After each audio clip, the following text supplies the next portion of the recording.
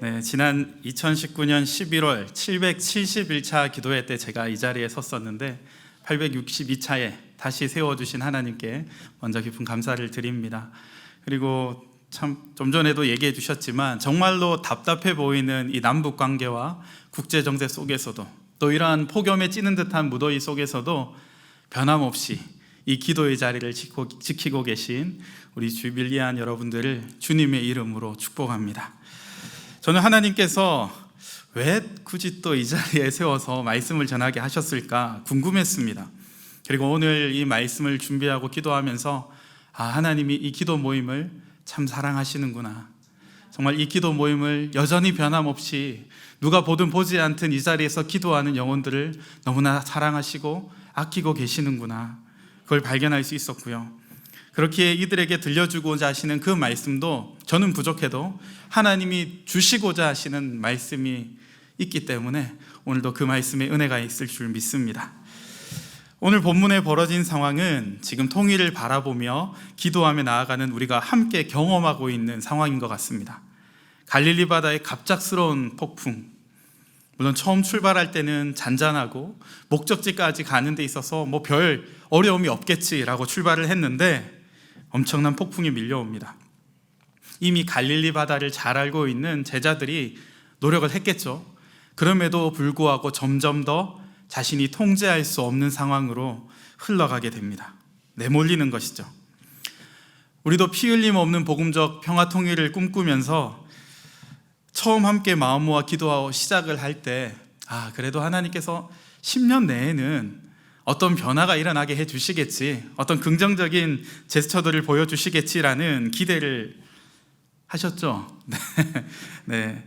그런데 우리가 모여 이렇게 기도할 때 하나님이 일하실 것이라는 확신을 가지고, 그러한 믿음을 가지고 우리가 시작을 했는데, 실제로 지금 정부가 들어선 후에 판문점에서 남북 정상이 함께 산책도 하고 웃으면서 대화를 나눈 모습을 보면서 이게 뭐가 오겠구나, 우리의 기도가 뭐가 응답이 되는구나 라고 생각을 했는데, 지금은 또다시 소망보다는 막막함이 더 크게 보이는 것 같습니다. 정말 뉴스를 통해 보셨겠지만 끊임없이 우리가 예상치 못한 시점에 이 강한 바람이, 광풍이 불어오게 되는 것 같습니다. 그런데 무엇보다 감당하기 힘든 시대적 풍랑은 이렇게 시간이 흘러갈수록 다음 세대들이 통일에 대한 열망이 사라진다는 것입니다. 통일을 꼭 해야 되나요? 그냥 각각 자기 나라대로, 자기 체제대로 그냥 살면 되지 않을까요? 굳이 왜 우리 세금을 저들을 위해 써야 됩니까? 이러한 소리가 들려올 때마다 더 마음이 힘들어지는 것 같아요. 이런 풍랑이 있는 현실 속에서 하나님께서는 오늘 우리에게 무엇을 말씀하고자 하실까요? 이를 위해 오늘 본문의 위치를 먼저 살펴볼 필요가 있습니다. 예수님께서는 오늘 본문 앞 4장 초반부에서 4가지 밭에 씨를 뿌리는 비유를 바닷가에 모인 큰 무리에게 가르치십니다. 그리고 10절에 와서는 제자 그룹, 12제자를 비롯한 제자 그룹을 향해서 이 비유를 풀어서 해석해 주시죠. 그리고 많은 무리들이 있을 때는 하지 않으셨던 그러한 비유도 말씀해 주십니다. 제자들을 위해 하나님 나라에 대한 비유 특강을 예수님이 직접 해주신 거예요. 들으면서 제자들은 기분이 아주 좋았을 겁니다. 앞서서 수많은 큰 무리가 내가 따르는 예수님의 말씀을 듣기 위해서 모인 것만 봐도 기분이 좋았을 거고요. 또 예수님의 제자인 자신들에게만 이 비유를 해석해 주시고 듣지 못했던 비유를 들려주시는 걸 들으면서 내가 뭔가 좀 특별하구나라는 생각을 했을 것도 같습니다. 바로 그 날입니다. 35절을 우리 함께 읽겠습니다. 그날 저물 때에 제자들에게 이르시되 우리가 저편으로 건너가자 하시니, 예수님께서 무리에게는 알려주시지 않은 비유를 특별히 제자 그룹에게만 알려주시고 해석해 주셨던 바로 그날 저물 때입니다. 보통 우리나라에서는, 그리고 웬만히 전 세계에서는 하루를 시작한다고 할 때는 이렇게 새벽이 오고 여명이 밝아오는 때에 하루가 시작된다고 생각을 합니다.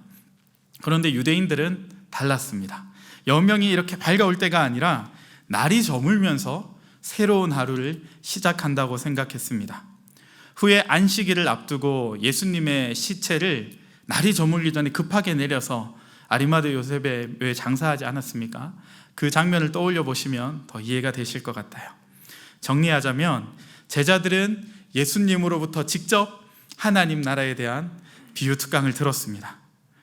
그리고 그 특강을 들은 후 그 말씀을 들은 그 충만함을 가지고 이제 새로운 날을 시작하는 것이 오늘 본문의 시작입니다. 타이밍이 완벽하죠? 여기에다가 최고의 조건이 하나 더해집니다. 우리가 저편으로 건너가자. 예수님이 함께 어디로 가야 되는지까지 분명하게 제시를 해주시는 거예요. 내가 어디로 가야 할지 결정해야 되는 상황이 아니라 예수님이 직접 본인의 음성으로 어디로 가야자 하고 들려주시는 것, 말씀도 주시고 그 말씀의 능력을 힘입어서 새날도 시작하고 예수님이 알려주신 방향까지 확실하게 알고 출발하는 상황, 모든 것이 완벽한 상황입니다. 게다가 제자들의 핵심 멤버들은 어부 출신입니다. 베드로, 안드레, 야고보, 요한, 자신들이 평소 익숙하고 능숙하게 다루던 그런 배를 타고 갑니다. 모든 것이 완벽해 보입니다. 우리도 살다 보면 완벽해 보일 때가 있습니다. 하는 일마다 잘 돼요. 자녀들도 별로 신경 못 써진 것 같은데 각자 알아서 잘 크는 것 같아요. 남편은 회사에서 승승장구를 합니다. 부모님은 건강합니다. 게다가 가족 모두 신앙생활도 잘 하는 것 같습니다. 가정 예배도 그래도 한 번씩 드립니다. 우리 주빌리로 얘기하자면 남북 관계가 급반전이 시작되는 거예요. 막 풀려갑니다. 뭔가 변화가 일어날 기미가 막 보이고 평소에는 통일 문제에 별로 관심이 없던 사람들이 통일 문제에 관심을 가지고 같이 기도하려고 이 자리에 막 물밀듯이 몰려오는 거예요. 그랬으면 좋겠죠. 네, 그리고 조금만 더 하면 그동안 기도했던 기도 제목들이 막 응답이 막 일어날 것만 같아요. 모든 상황과 조건이 맞는 것 같은 이러한 현실, 이것이 오늘 본문의 시작되는 모습입니다. 그런데 모든 것이 완벽해 보이는 이때 불안 요소가 등장합니다. 우리 36절을 함께 읽겠습니다. 그들이 무리를 떠나 예수를 배에 계신 그대로 모시고 가매 다른 배들도 함께 하더니, 불안 요소가 보이시나요? 무리를 떠난 것 아니에요. 제자가 아닌 무리와는 떨어질 수밖에 없어요. 그러면 뭘까요? 다른 배들이 귀찮게 함께 하는 것? 네, 아닙니다. 같이 가면 더 좋죠. 네, 그렇다면 무엇이 불안 요소일까요? 예수를 배에 계신 그대로 모시고 가매입니다. 이게 무슨 불안 요소인가라고 생각하실 수도 있을 것 같아요. 우리 개역개정 성경에는 그대로 모시고 간다, 예수님을 잘 모시고 간다는 예의 바른 표현인 것 같습니다. 그런데 원어의 뜻을 보면 데리고 간다, 인도에 간다는 것입니다. 누가 누구를 인도에 간다는 거죠? 제자들이 예수님을 인도한다는 것입니다. 물론 제자들이 어부 출신도 있으니까 배 타는 데 있어서는 예수님이 인도 좀 받아도 되지 않겠나. 그런데 여기서 인도한다는 이 단어를 마가복음을 기록한 마가가 이 마가복음 전체에 걸쳐서 어떻게 썼냐면 예수님께서 자신에 의해 하시는 용법으로 썼다는 거예요. 예수님이 인도하시는 표현으로 쓰이는 단어가 여기서만 제자들이 인도한다는 표현으로 쓰여진 겁니다. 같은 단어가 쓰인 곳이 오늘 본문 다음 장인 5장 40절에서 예수님이 야이로의 죽은 딸이 있는 곳으로 부모와 자기와 함께한 자들을 데리고 들어가셨다 할 때 이 단어가 쓰였고요. 또 9장 4절에서 변화산에서 예수님께서 베드로와 야고보, 요한을 데리고 올라가셨다 할 때도 이 단어를 씁니다. 그리고 10장 32절과 14장 33절에도 인도자가 예수님일 때 이 단어를 마가는 사용합니다. 그런데 오늘 본문에서는 예수님이 아닌 제자들에게 이 단어를 사용합니다.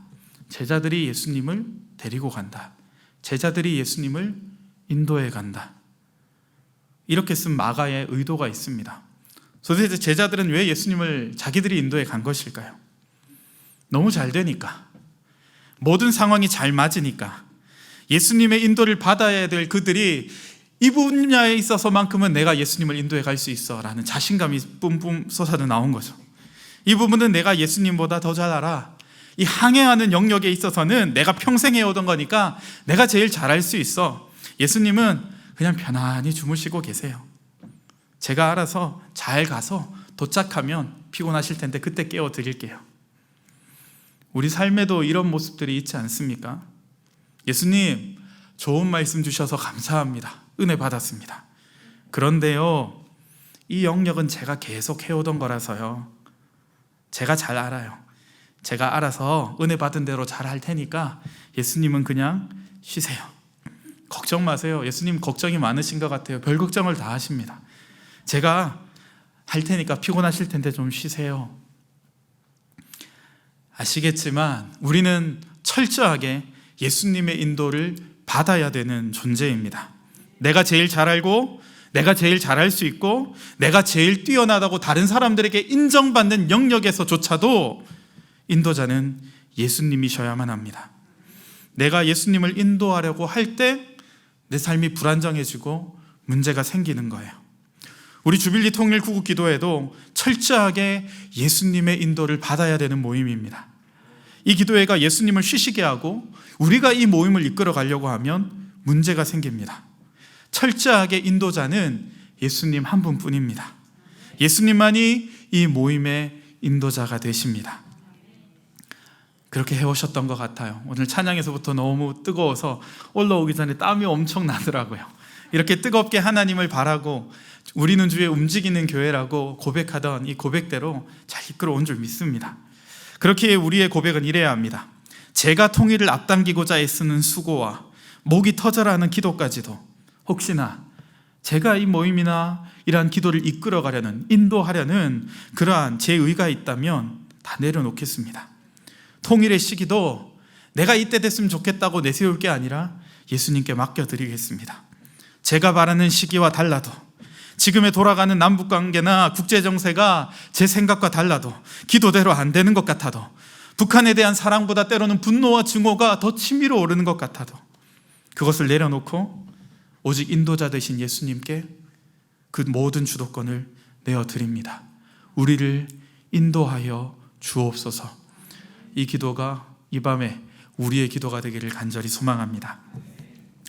이렇게 제자들이 인도자가 되는 이 불안 요소는 바로 본문 37절에 자신들이 스스로 통제할 수 없는 상황이 되자 확연하게 드러나게 됩니다. 우리 37절을 함께 읽겠습니다. 큰 광풍이 일어나며 물결이 배에 부딪혀 들어와 배에 가득하게 되었더라. 큰 광풍이 일어났습니다. 제자들 입장에서는 엄청 당황스러웠을 거예요.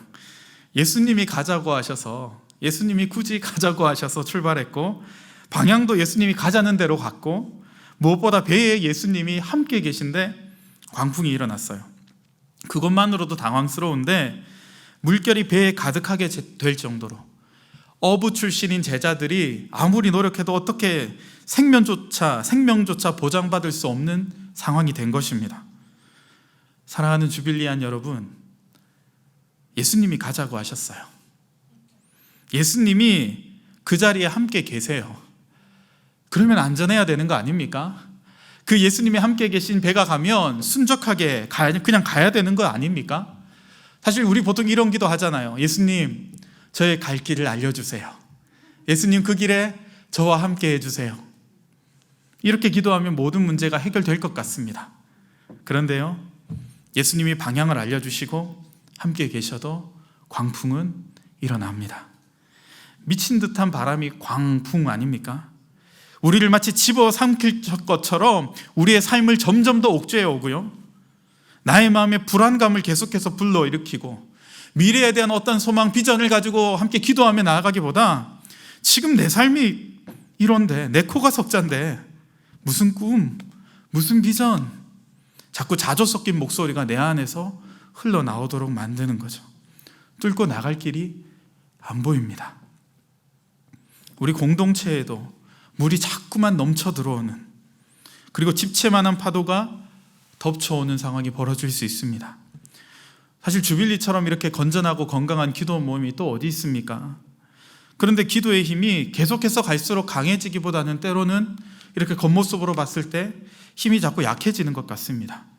시간이 흐를수록, 세대가 지날수록 자꾸만 무관심의 파도가 이 공동체를 넘어서 들어옵니다. 지치고 너무 익숙해져서 처음에 그 뜨겁게 부르짖던 간절함이 약해지는 광풍이 불어옵니다. 이 기도회를 방해하려는 세력이 어쩌면 우리보다 더 크고 강해 보입니다. 제자들이 마주한 현실이 이런 거예요. 말씀 들을 때는 좋았는데 막상 세상에 나가서 살고자 하니까 버겁습니다. 이 광풍이 밀려오는 고난의 사건을 경험한 베드로는요, 후일에 베드로전서 4장 12절에 이렇게 고백합니다. 사랑하는 자들아, 너희를 연단하려고 오는 불시험을 이상한 일 당하는 것 같이 이상히 여기지 말고. 베드로는 경험해서 아는 거예요. 광풍은 이상한 일이 아니라는 겁니다. 우리 인생과 공동체에 찾아오는 모든 고난과 시험을 오히려 연단으로 받아들이라고 합니다. 베드로는 어떻게 이렇게 자신감을 가지고 얘기할 수 있었을까요? 그는 이 고난을 극복한 경험이 있기 때문입니다. 광풍이 밀려오고 내 힘으로, 우리 힘으로 어떻게 통제할 수 없는 상황이 되었을 때 그제서야 그는 누가 자신을 인도해 가시는지, 누가 이 공동체를 인도해 가시는지 깨닫게 됩니다. 우리 38절을 함께 읽겠습니다. 예수께서는 고물에서 베개를 베고 주무시더니 제자들이 깨우며 이르되 선생님이여 우리가 죽게 된 것을 돌보지 아니하시나이까 하니, 제자들은 처음에 이 배를 자신들이 인도해 간다고 생각했어요. 자신들이 잘 아는 바다이고 배는 자기 몸을 움직이듯이 한 몸처럼 조종할 수 있었으니까요. 이렇게 상황을 충분히 자신들의 힘으로 통제할 수 있다고 생각했습니다. 마치 CF 문구처럼 생각하는 대로 다 될 줄 알았죠. 저 혀도 제대로 안 되네요. 하지만 안 되는 겁니다. 내 힘으로, 내 능력으로, 내 경험으로, 내 익숙함으로 할 수 있다고 생각한 것이 막상 막히니까 내가 인도자가 아니었구나, 나는 아무것도 아닌 거였구나, 새삼 강하게 깨닫게 된 것입니다. 그래서 결국 이 상황을 해결하실 수 있는 분 앞으로 나아가게 되는 것이죠. 그때 예수님은 고물에서, 배후미에서 베개를 베고 주무시고 계셨습니다. 얼마나 피곤하셨을까요? 그런데 그분을 깨워야만 했습니다. 왜요? 살기 위해서. 진정한 인도자 되신 분이 누구신지 광풍을 만나고 나서야 겨우 알게 되었으니까요. 그래서 제자가 감히 스승에게 무례하게 느껴질 정도로 이렇게 흔들어 깨웁니다. 선생님이여, 우리가 죽게 된 것을 왜 돌보지 않습니까? 저는 오늘 이런 외침이 우리나라와 민족 가운데 있어야 한다고 생각합니다. 아니 목사님, 그건 결국 제자들의 믿음 없음 때문 아닙니까? 그렇죠, 맞습니다. 그럼 한 가지 여쭙겠습니다. 여러분에게는 이 믿음이 있습니까?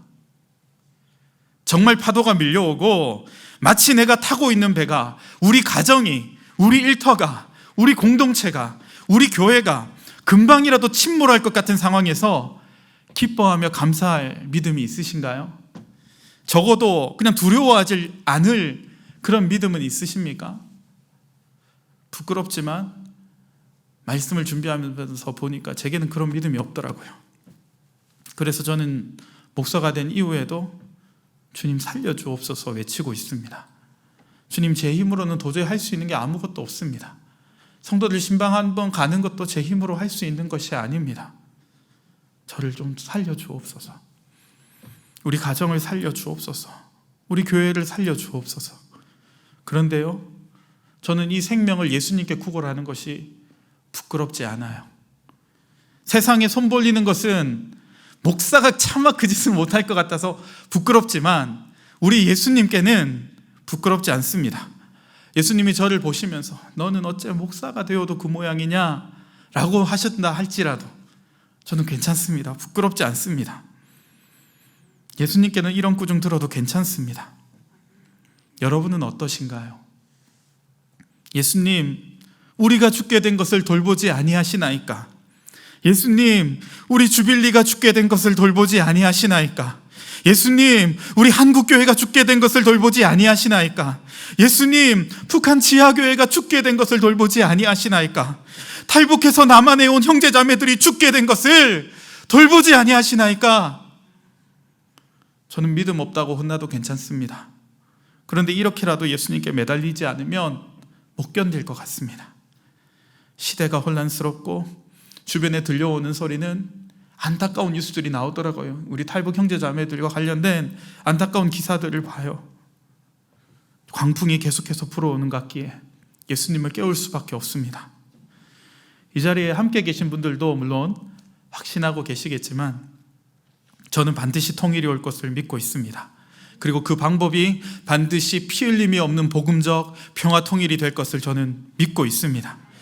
그리고 하나님이 제게 주신 꿈, 정말 평양 김일성 광장에서 목이 터져라 드리는 그 예배를 드릴 그 예배, 저의 외할아버지 외할머니의 고향인 황해도 은율의 교회 개척하는 그 꿈, 저는 이것이 망상이라고 생각하지 않습니다. 하나님이 그것을 이루고 싶으셔서 저같이 부족한 사람에게조차도 너라도 그 꿈 꾸라고 주신 꿈이라고 저는 믿고 확신하고 있습니다. 그런데 이 꿈이 현실적으로는 자꾸 멀어지는 것 같은 현상을 봅니다. 상황들을 봅니다. 광풍처럼 자꾸만 예상과 다르게 흘러가는 국제정세와 북한 정권이 보이는 태도까지, 예수님, 우리가 죽게 된 것을 돌보지 아니하시나이까, 이 외침이 계속 속에서 일어나는 것을 멈출 수가 없습니다. 사랑하는 여러분, 함께 기도하는 마음으로 예수님을 깨웁시다. 예수님, 우리가 죽게 된 것을 돌보지 아니하시나이까. 예수님은 이들의 간절함에 응답하십니다. 우리 39절을 함께 보겠습니다. 예수께서 깨어 바람을 꾸짖으시며 바다더러 이르시되 잠잠하라 고요하라 하시니 바람이 그치고 아주 잔잔하여지더라. 아멘. 예수님께서 그 간절한 요청에 깨셨습니다. 그리고 사람이 아닌, 왠지 말을 못 알아들을 것 같은 그러한 바람을 꾸짖으시고 바다에게 말씀하십니다. 잠잠하라 고요하라. 그러자 그 창조주의 말씀을 들은 바람이 그치고 바다가 아주 잔잔하여졌습니다. 할렐루야. 오늘 예수님께서 우리 가정에 불어닥친 광풍을 향해 명령하십니다. 잠잠하라 고요하라. 오늘 예수님께서 우리 주빌리 통일 구국 기도회에 불어닥치는 광풍을 향해 명령하십니다. 잠잠하라 고요하라. 그리고 그 광풍이 이리저리 흔들리는 우리의 마음을 향해 또한 명령하십니다. 잠잠하라 고요하라. 이 엄청난 광경을 보며 입이 다물어지지 않는 제자들에게 예수님께서 40절에 말씀하십니다. 이에 제자들에게 이르시되 어찌하여 이렇게 무서워하느냐, 너희가 어찌 믿음이 없느냐 하시니. 방금 읽으신 구절에 믿음의 반대가 무엇인지 나옵니다. 바로 무서움, 두려움입니다. 믿음의 반대는 안 믿음, 불신이 아니라 두려움입니다. 두려워한다는 것은 믿지 못함입니다. 예수님이 함께 계심에도 두려워한다는 것은 예수님이 어떤 분이신지 알지 못한다는 것이죠. 머리로 이해는 분명히 했을 거예요. 하지만 삶에서 살아가면서 막상 체험하니까, 그 광풍을 만나니까 생각도 안 나고 믿어지지도 않는 것이죠. 앞서 이들이 간절하게 예수님을 깨우는 것처럼 우리도 예수님을 깨우자고, 예수님께 부르짖자고 했습니다. 그 다음 단계가 뭐냐면 바로 이거예요. 그 부르짖음에 응답하시는 예수님이 어떤 분이신지 알고 그분을 믿는 것입니다. 우리에게 다가오는 상황을 더 이상 두려워하지 않는 것입니다. 잔잔해진 바람과 바다를 보고 제자들은 더 이상 두려워하지 않습니다. 그러면 그들은 무엇을 두려워합니까? 우리 마지막 41절을 한 목소리로 함께 읽겠습니다. 그들이 심히 두려워하여 서로 말하되 그가 누구이기에 바람과 바다도 순종하는가 하였더라. 제자들은 바람과 바다를 더 이상 두려워하지 않습니다. 그들이 심히 두려워할 것은 닥쳐오는, 막 밀려오는 상황이나 환경이 아니라 오직 예수 그리스도 한 분뿐임을 깨닫게 됩니다. 바로 곁에 계시기에, 때로는 잠자는 듯 조용히 계시기에 잊고 있었던 예수님의 존재, 그분의 능력, 그분의 위엄, 그분의 영광, 예수님께 부르짖으며 나아가는 우리는 바로 이 예수님을 알아야 합니다. 오직 예수님만 두려워해야 합니다. 오늘 본문은 마가복음에 이제 4번이나 계속해서 나오는 기적의 이야기 중에 첫 번째 이야기예요. 오늘 본문에서 이렇게 자연을 다스리신 이후에 5장에 보면 거라사인의 지방에 가서 귀신 들린 자를 고치시고요. 또 이후에 12회를 혈루증으로 앓는 병든 여인을 고치시고요. 또 그 이후에는 야이로의 죽은 딸을 다시 살려내십니다. 이 기적들을 통해 주시는 분명한 메시지가 무엇입니까? 그가 누구이기에. 이 41절의 대답이죠. 그가 누구이기에의 대답입니다. 예수님이 어떤 분이신지 계속해서 말씀하고 있는 거예요. 너희는 절대 이것을 잊으면 안 된다. 이 기적을 통해서라도 꼭 기억해라 라고 보여주신 것입니다. 곧 하나님이신 예수님은 어떠한 저 위에 있는 구름 위에 있는 하늘나라의 왕만이 아니라 이 땅에 실존하시며 이 땅의 자연과 귀신과 질병과 죽음까지 다스리시는 왕 중의 왕이시다. 예수님은 이 땅에 존재하시는 현실 그 자체이시다. 예수님이 우리의 현실이시다. 이 대한민국을 누가 다스리십니까? 한국교회와 북한 지하교회의 머리는 누구이십니까? 통일의 문제는 누가 다스리십니까? 주빌리 통일구국기도회를 누가 시작하셨습니까? 결국 이것을 마무리하시고 이루실 분이 누구십니까? 그렇습니다. 우리 주 예수 그리스도. 우리가 앞으로 평생 잊지 말아야 할 핵심이 바로 여기에 담겨져 있습니다. 개인적인 얘기를 해서 죄송합니다. 저의 이러한 나라와 민족을 향한 마음을 불러일으켜 주신 분들이 계세요. 바로 저의 외할아버지와 외할머니십니다. 저희 어머니를 이제 외할머니가 나이 40이 넘어서 낳으셨어요. 막둥이라고 하죠. 그래서 외할아버지 외할머니 연세가 많으셨어요. 외할아버지가 1904년생이셨고 제 나이가 가늠이 안 되죠.